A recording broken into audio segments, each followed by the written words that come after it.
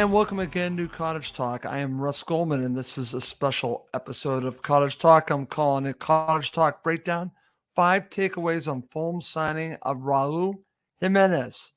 I look forward to sharing my 5 takeaways on this coming up. I also want to mention that I have scheduled a very special episode recording on Friday with Thomas from Wolves Blog, who's going to come in to give us his thoughts on the signing of Raul Jimenez. More insight on the signing of Raul Jimenez. First, I'm going to read from the excerpt from the Fulham website, and it is from a couple days ago. It is Jimenez joins Fulham. And I'll read from the article from Jeff Pruce. The club is delighted to announce the signing of Raul Jimenez from Wolverhampton Wanderers for an undisclosed fee. The striker has agreed a contract until the summer of 2025 with a club option to extend by a further 12 months. Raul was unveiled at the summer series match against Aston Villa. I actually saw that. Here's a quote. "It's really important for me to arrive here," Jimenez told FFC TV. "I'll try to do my best for the team, one of the most iconic teams in the Premier League. I'm happy to be here and play in the stadium. It's a really good stadium. I like it here. I'm going to give it my best to keep scoring goals in the Premier League," unquote. And here's a quote from Tony Khan. Quote, "I'm excited to welcome Raul Jimenez to Fulham. Raul will be familiar to Fulham supporters as he had a great experience playing in the Premier League and in international football with Mexico. It's important for us to follow up on last season's success, and we believe that the addition of Raul can help us strengthen the squad as we aim for another successful season in the Premier League. Come on, Fulham," unquote. Okay, so let's get to my 5 takeaways. And they're all over the place, but I have 5 takeaways that I'm going to share now about the signing of Raul Jimenez. Let's start with number 5, and here it is. Fulham have so much to gain and very little to lose with the signing of Raul Jimenez. What I mean by that, if the fee is accurate, it's reported that Fulham paid £5 million to Wolves for Jimenez. This to me is a drop in the bucket. This is a very small amount for a goal scorer. Now, he has not been a prolific goal scorer in the last couple seasons. There are several factors I believe that have been in play because of that. I'll be mentioning that upcoming. But if you look at the risk to the reward is so much bigger because if he can score goals, he's only 32 years old. It's almost like found money because you're only investing £5 million to Wolves and then what you're going to be paying Raul. So I think the risk is very small here. And I think that you basically could really help yourself out a great deal. And I like Tony Khan's comment there because I'll say this. I don't think there's much to lose here. If he doesn't score goals or if he's not active in helping Fulham score goals, then he won't play that much. But the amount of money that they paid for him is not that bad. But the fact that I think that they're bringing in this player for several reasons, I think is such a positive.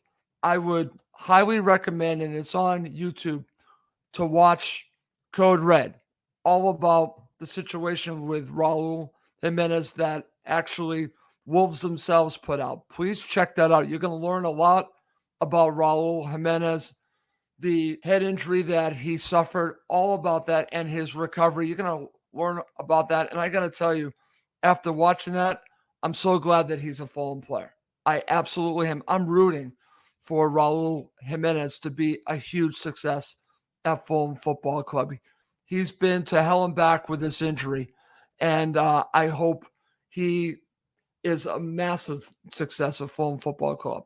I really do. And I think there's a chance that Fulham have really found something here that, again, looking for different types of players in different situations.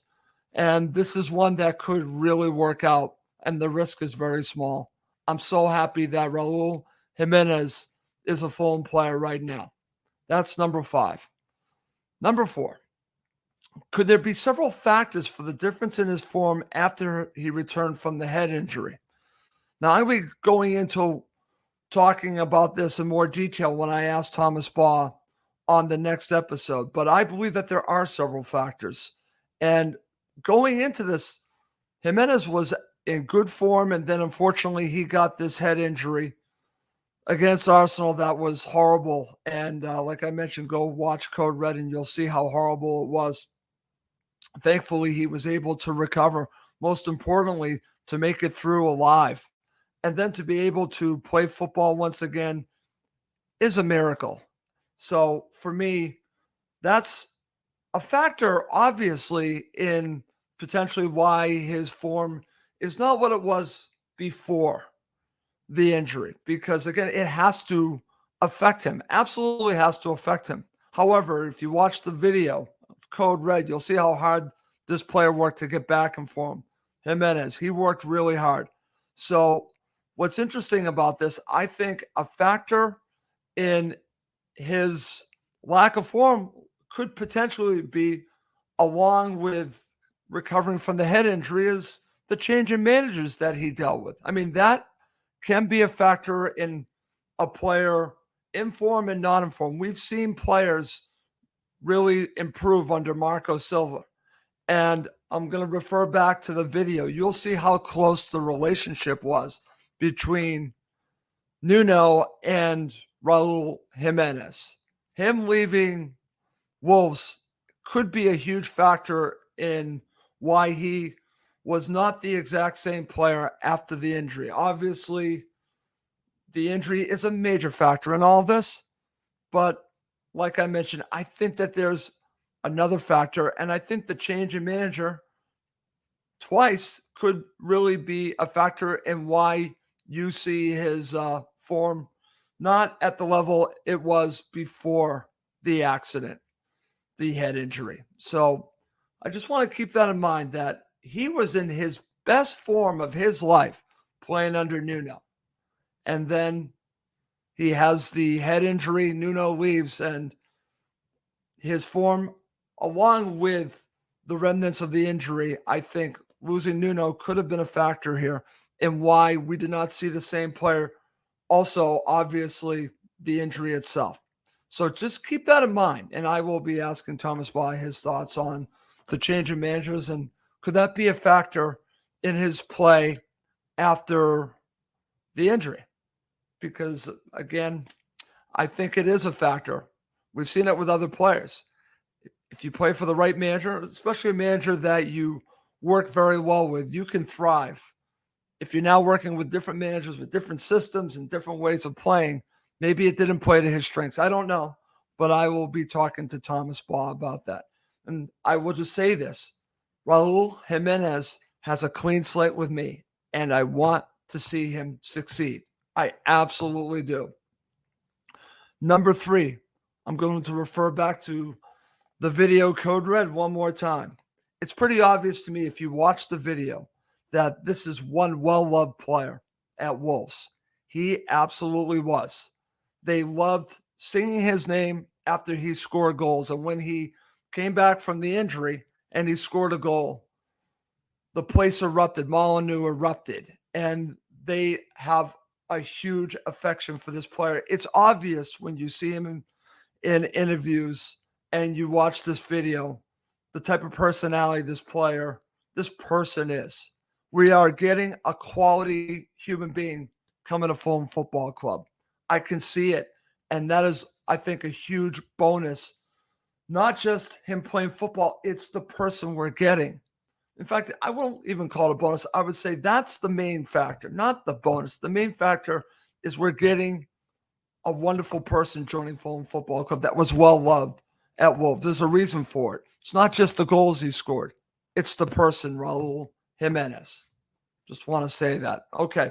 Coming up next to end this episode, I have my 2 top takeaways in regards to the signing of Raul Jimenez. Okay, let's go to number 2. Can Marco Silva be the difference in getting him firing again with scoring goals? I'm going to say, hell yes. Marco is a wonderful coach. We've seen so many players improve, and this has to be a factor in the decision. I believe, in my opinion, part of the reason why Raul is coming to Fulham is Marco Silva, because he's seen what he's done with other players. And I think this is a great match. Raul Jimenez and Marco Silva. I think it's going to work great. His style of play, if you've watched it, fits in really well with Fulham. He's a different type of striker than Mitro. Let's just call it what it is. He does offer a lot of assists. He does the defensive part of the game, but he is not that prototypical number 9, but he can do that. I think we're getting a steal here. And I think Marco Silva will bring out the best in Raul Jimenez. I don't think he's done yet. And I think that's the beauty of this. 32 years old. We've already seen this with Tim Ream. We've seen it now with Willian. Just because they're getting older doesn't mean they're done. If you got the right coach behind you, you can thrive. And I think Raul Jimenez has a chance to thrive under Marco Silva. I'm excited about this. That's why that's my number 2. And that's going to lead to number 1. And I think this is an obvious one, but I'm going to say it. Number 1, Raul Jimenez is not a Mitro replacement.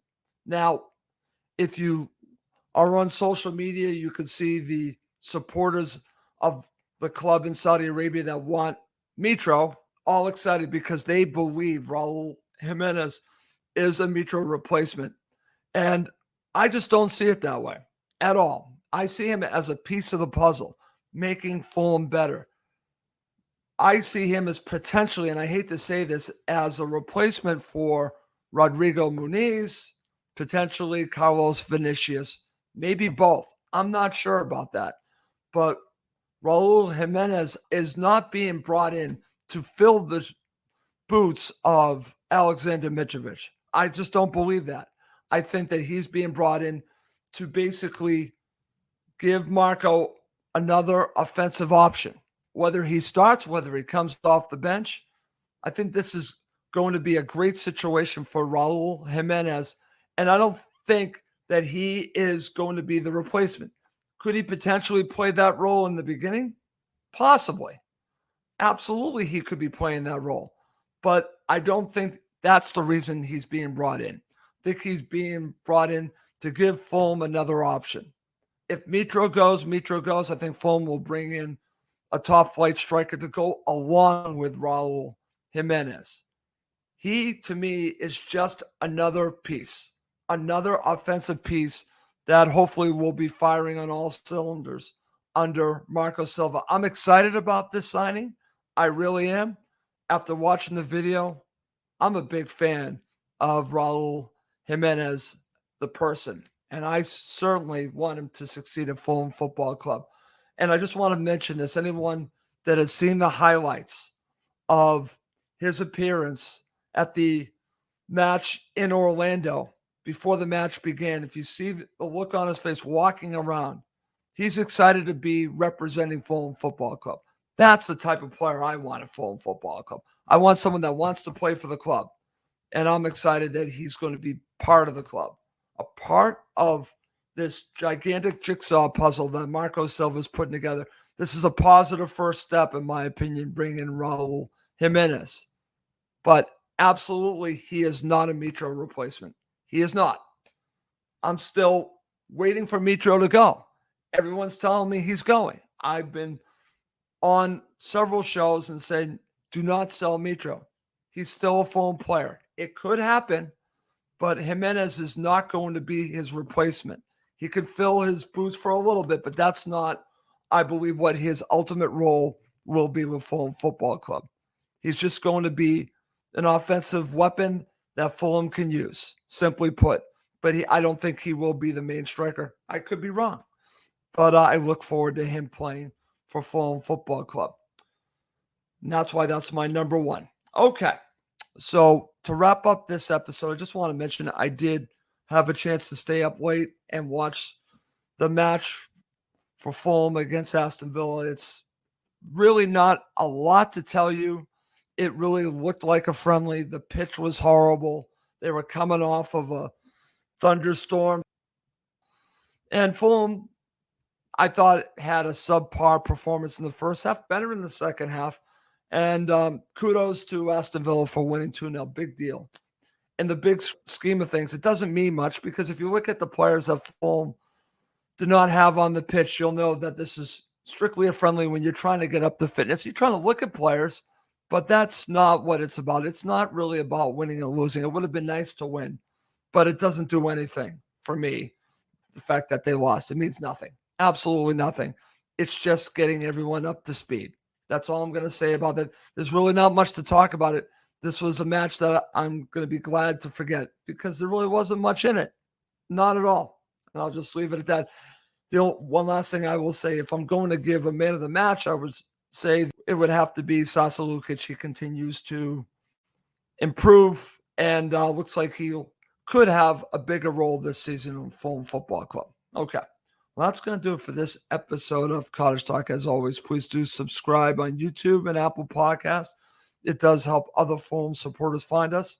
As I mentioned, I am planning on another episode about Raul Jimenez, and that will be an interview with Thomas Baugh from Wolves Blog, who will be filling us in his perspective on this signing for Fulham Football Club. Well, that's going to do it for this episode. My name is Russ Goldman. Thank you as always for watching and listening to Cottage Talk, part of the talkSPORT Fan Network.